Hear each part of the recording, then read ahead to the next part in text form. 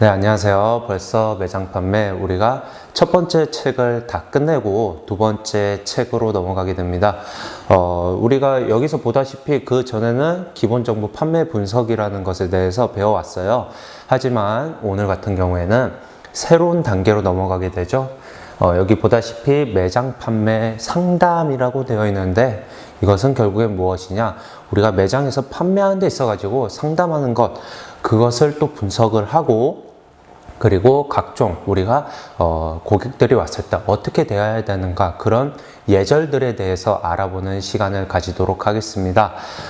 우리가 원래 4-3 그거를 배웠어야 되는데 쌤이 먼저 이걸로 왔어요. 그러니까 여러분들도 그 수업은 온라인 수업이 끝나고 오프라인 수업 이제 13일부터 개학을 하게 되죠.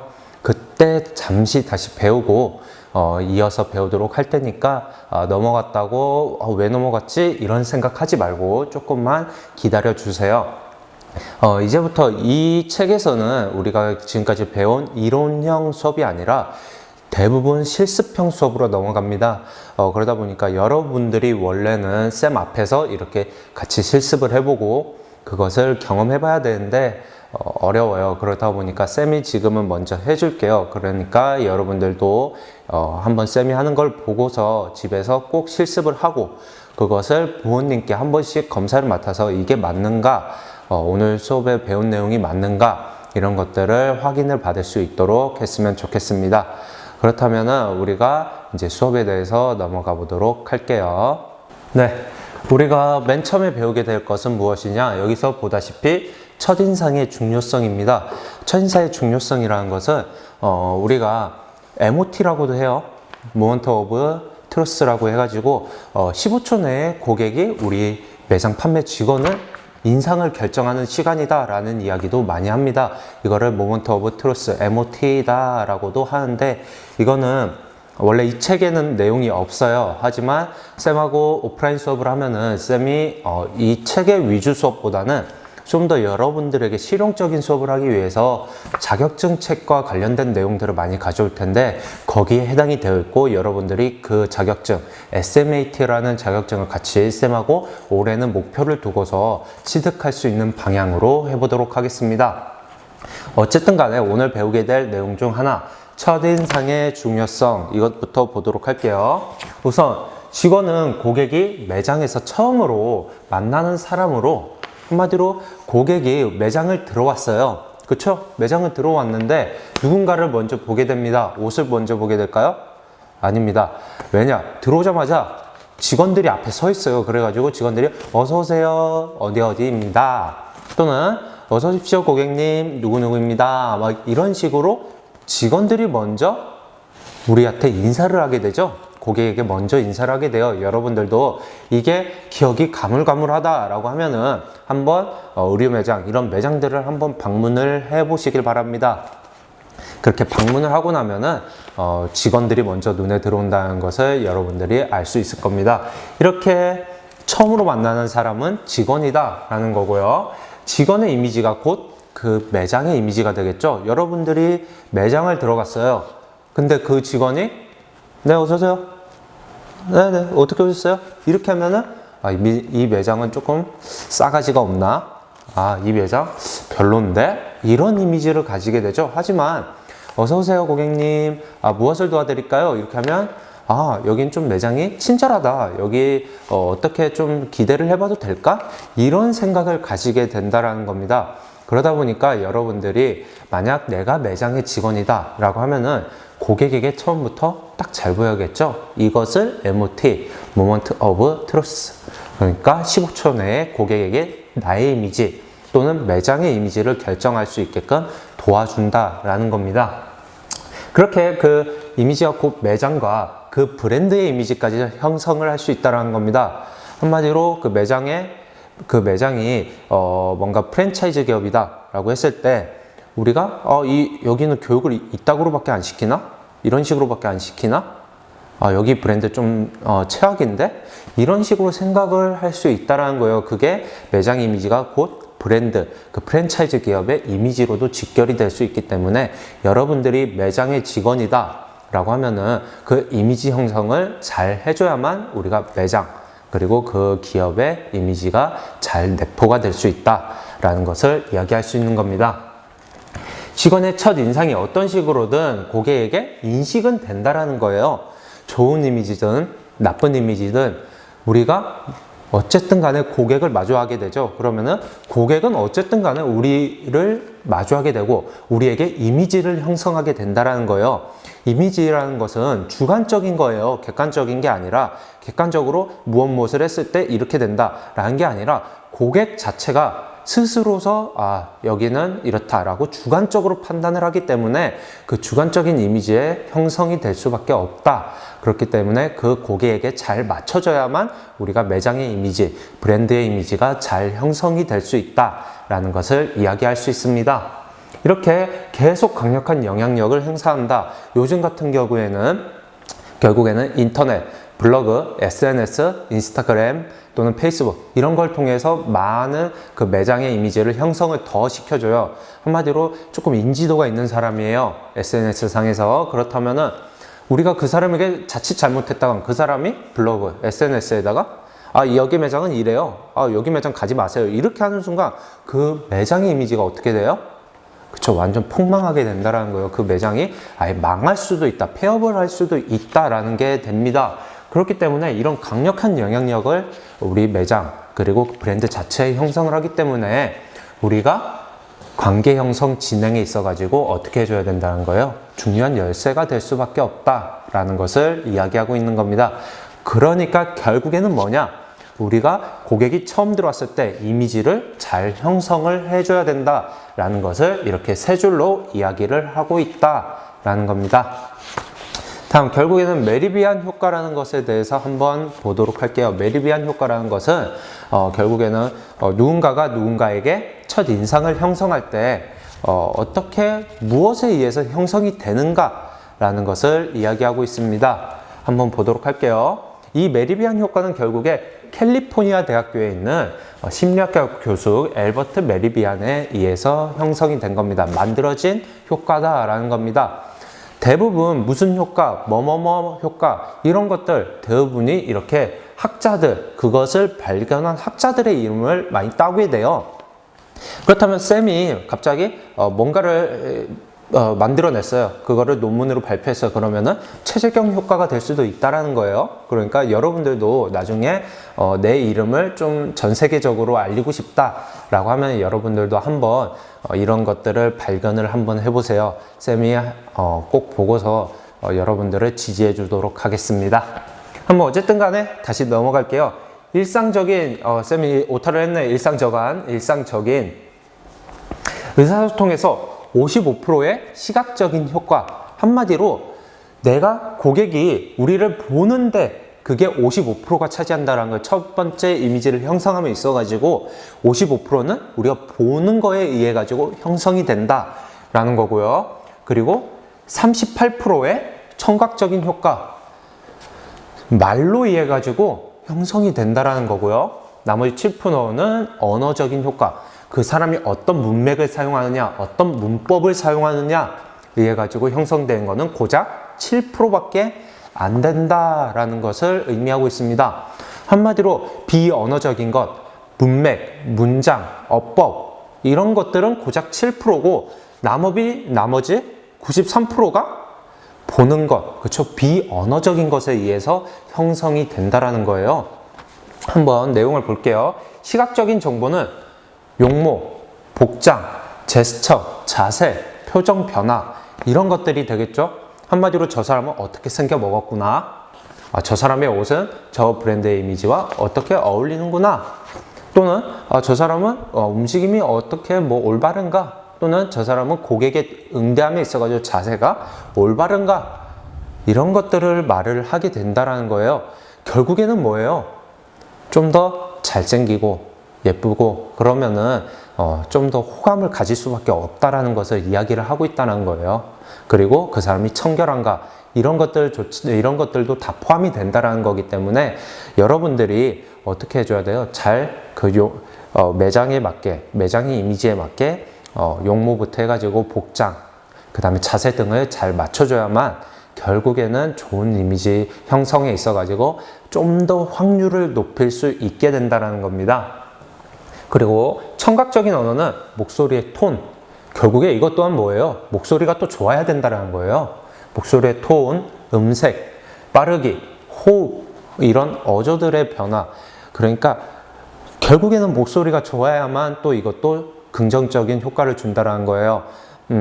남자가 정말 막 딱 남성스럽게 생겼는데 목소리가 막 개미 목소리, 뭐라고 해야 될까요? 개미 목소리보다는 조금 하여튼간 하이톤이에요. 그러면은 갑자기 이미지가 바뀌게 되죠. 이런 사람이야? 이런 식으로 이미지가 바뀔 수밖에 없게 돼요. 그러다 보니까 이런 것들조차도 우리가 변하기 힘든 것, 용모, 그 다음에 이런 목소리의 톤, 이런 것들이 93%나 차지할 수밖에 없다라는 거. 하지만 우리가 목소리의 톤 같은 경우에는 변화를 어느 정도는 줄 수가 있어요. 여러분들의 노력에 의해 변화를 줄 수 있고, 음색 또한 여러분들이 노력을 하면은 당연히 변화는 줄 수 있습니다. 용모 또한 성형수술 받으면 변화를 줄 수 있고요. 그렇죠? 하여튼 결국에는 노력에 의해서 다 변화는 줄 수가 있다. 여러분들이 결국에는 노력을 하면은 긍정적인 확률을 높일 수 있다라는 거고요. 그 다음에 이제 언어적인 요소라는 것, 아까 7%밖에 형성이 안 되는 이 언어적인 요소 뭐가 있는지 보도록 하겠습니다.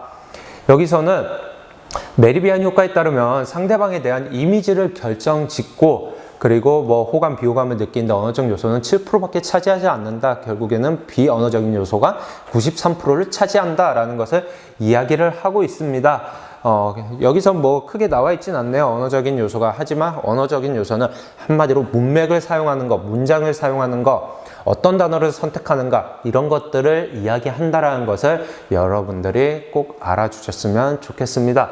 이렇게 메리비안 차트도 이제 만들어져 있죠. 이게 55%가 바디랭귀지, 말이 바디랭귀지지 결국에는 용모, 그 다음에 복장, 자세, 이런 것들 모든 것을 포함을 한다라는 거고요. 이 38%가 목소리, 그러니까 한마디로 톤, 그 다음에 빠르기, 음색, 이런 것들을 이야기를 하고, 이 7%가 이제 우리가 어떤 문장을 사용하는가, 어떤 단어를 선택하는가, 이 정도를 말을 하게 될 겁니다.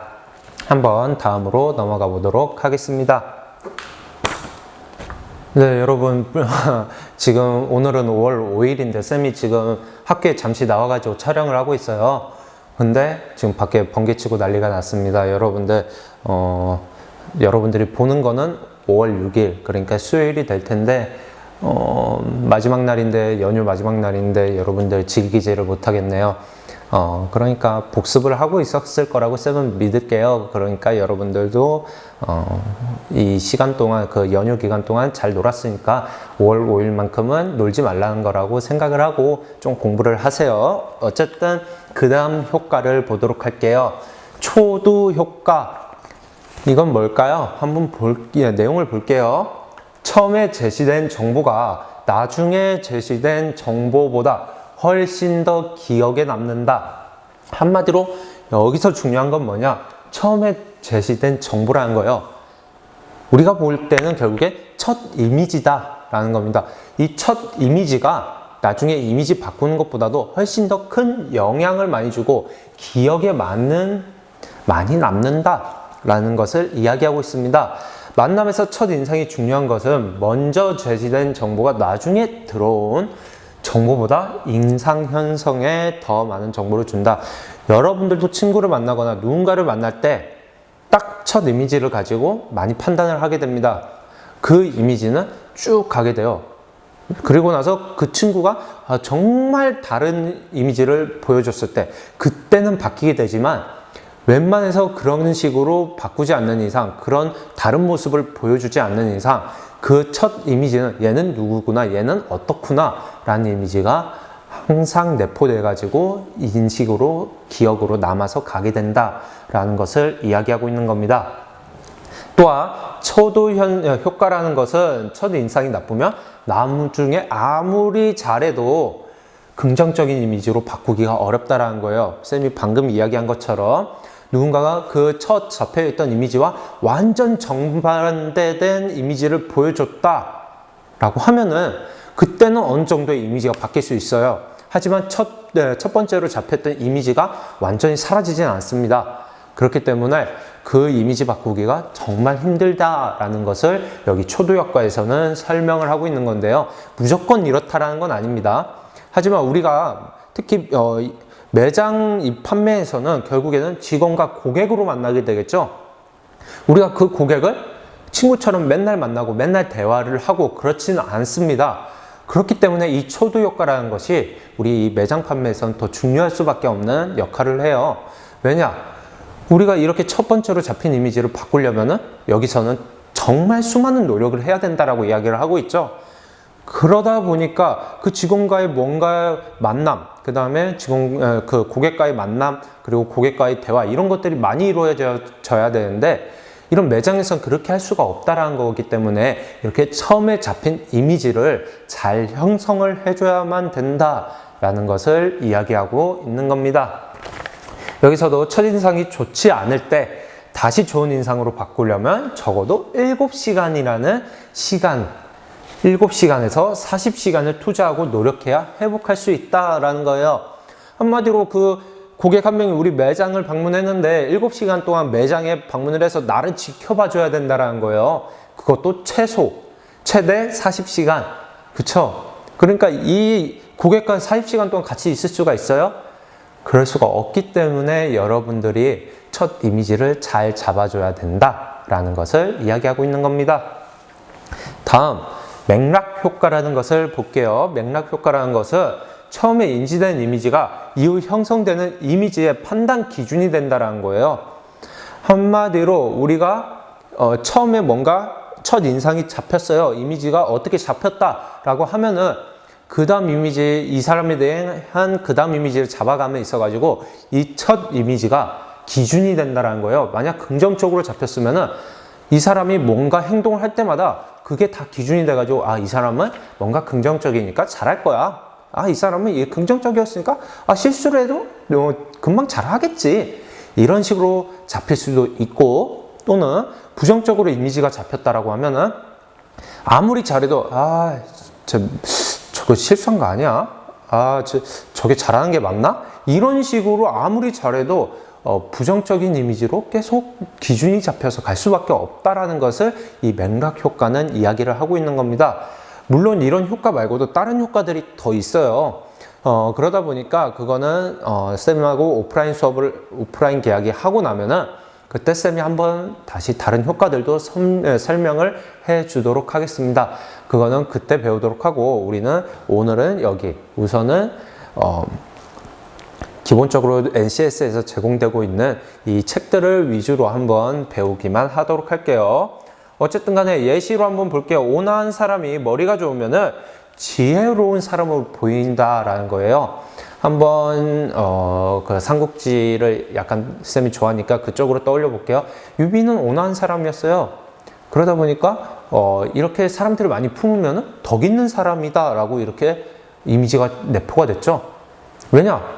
이 첫 이미지가 온화하니까 얘는 뭘 해도 덕이 있어. 이 사람들을 끌어안을 줄도 알아. 하지만 실제적으로 유비가 그렇게 덕 있고 그런 사람은 아니었어요. 그렇죠? 유비라는 사람도 정말 머리를 얕게 잘 사용한 사람이다. 그렇게 판단이 될 수가 있습니다. 근데 조조는 비열한 사람이다 라고 여러분들이 많이 인식이 되어 있습니다. 야같고 비열한 사람이다. 유비하고 똑같아요. 조조도 살아남기 위해서 뭔가를 많이 책략을 사용을 하고 사람들도 엄청 많이 포용을 했습니다. 유비보다 오히려 조조는 능력이 있거나 그렇다라고 하면 다 포용을 할 줄 아는 사람이었어요. 그런데도 조조는 비열한 사람이다. 이렇게 잡혀있죠. 왜냐? 첫 이미지부터가 조조는 10대 때부터 누군가를 죽이고 그러다 보니까 비열한 사람으로 이미지가 내포가 됐다는 거예요. 이런 식으로 우리가 첫 이미지가 어떻게 잡히느냐에 따라서 나중에 이미지 또한 긍정적으로 잡히느냐, 계속적으로 부정적으로 잡히느냐, 이렇게 바뀔 수가 있다는 것을 이야기하고 있는 겁니다. 다음, 후광 효과라는 것을 볼게요. 후광, 뒤에서 빛이 나는 효과네요. 한번 볼게요. 어떤 대상이나 사람에 대한 일반적인 견해가, 그러니까 우리가 지켜본 그 첫 인상이 그 대상이나 사람의 구체적인 특성을 평가하는 데 영향을 미친다. 그러니까 이미지가 어떻게 잡히냐에 따라서 그 사람의 특성을 평가하는데 영향을 미친다라는 거예요. 이것 또한 맥락 효과랑도 어떻게 보면 조금 비슷하다라고 볼 수는 있겠네요. 특히 어떤 사람이 갖고 있는 한 가지의 장점이나 매력 때문에 다른 특성도 좋게 보인다라는 겁니다. 하지만 우리 매장 판매에서는 첫인상으로 이야기를 해야겠죠. 그러다 보니까 첫인상이 잘 잡히면은 그 사람이 무슨 특성이 있어가지고 어떤 거에 있어서도 다 좋게 보인다라는 거예요. 그러니까 이 사람은 여기서 좋았으니까 이 부분에서도 좋을 거다. 이 부분에서도 좋을 거다. 이렇게 긍정적으로 보이게 된다라는 것을 이야기하고 있습니다. 만약 첫 번째 만남에서 어떤 사람에게 호감을 느꼈다라고 하면은 그 사람은 매력적이다라고 생각을 하게 된다는 거예요. 근데 솔직히 말하면 매력적이다 느꼈으니까 이 사람을 호감형으로 봤겠죠. 어쨌든 간에 지적이고 뭐 관대하다 이런 식으로 다 긍정적으로 바라본다라는 거예요. 이런 식으로 바라봤으니까 호감형으로 계속 느끼게 된다라는 거고요. 매력적인 사람이 그렇지 못한 사람에 비해 대부분의 영역, 그러니까 대인관계, 자신감, 적극성, 성실성 이런 것들이 다 좋게 평가를 받는다라는 거예요. 결국에는 그 사람이 그렇지 않을 수도 있어요. 자신감이 떨어진 사람일 수도 있고 대인관계도 좋지 못한 사람일 수도 있습니다. 하지만 이 사람을 한 영역에서 그냥 좋게 봤다. 만약 첫인상에서 좋게 봤다 라고 하면은 그냥 다 좋다라고 생각을 하게 된다라는 겁니다. 이게 바로 후광 효과다라고 이야기를 하고 있습니다.